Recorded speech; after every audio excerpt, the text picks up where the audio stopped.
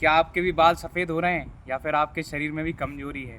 अगर ऐसा कुछ है तो हमारे आयुर्वेद में एक मेडिसिन है, एक फॉर्मुलेशन है जिसका नाम है बसंत कुसुमाकर रस। जिसका मतलब होता है जिस प्रकार से बसंत ऋतु में पुष्प जो होते हैं पुष्पित होते हैं, उसी प्रकार ये मेडिसिन लेने से हमारा शरीर भी पुष्पित हो जाता है। अब इंसान में कमजोरी दो कारण से होती है, या तो शारीरिक या फिर मानसिक, और उसके भी दो कारण होते हैं, या तो रोग का होना या फिर एज के साथ हो जाना। रोग जैसे कि बीमारी, जैसे कि डायबिटीज़ होना, तो डायबिटीज़ में भी शरीर में कमजोरी आ जाती है। स्त्रियों में, जैसे महिलाओं में क्या होता है कि मेंस्ट्रुएशन, हैवी ब्लीडिंग के टाइम भी कमजोरी आ जाती है।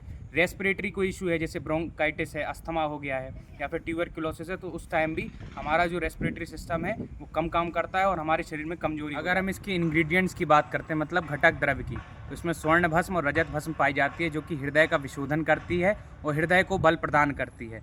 और इसमें नाग भस्म, भंग भस्म, लोह भस्म पाई जाती है, जो कि पूरे शरीर में बल को संधान करती है। साथ ही साथ इसमें अभ्रक भस्म पाई जाती है, जो आपके लंग्स को स्ट्रेंथ प्रोवाइड कराती है। इसमें मुक्ता भस्म, प्रबाल भस्म पाई जाती है, जो कि पित्त शामक होती है। तो पित्त शामक जैसे कि जिनको नासूर की प्रॉब्लम होती है, नाक से खून निकलता है, तो उस कंडीशन में भी दे सकते हैं। ये मेडिसिन इसलिए इतनी ज़्यादा इफेक्टिव है क्योंकि इसको बनाते समय 9 द्रव्यों की भावना दी जाती है, जैसे कि गाय के दूध की, गन्ने के रस की, लाक्षा स्वरस की, मालती स्वरस की, और शतपत्र की, उदीच्य की। ऐसे 9 द्रव्यों की भावना देने से ये बहुत ज़्यादा इफेक्टिव हो जाती है। अगर हम इसकी मात्रा की या डोज की बात करते हैं तो सुबह शाम एक एक टैबलेट दी जाती है।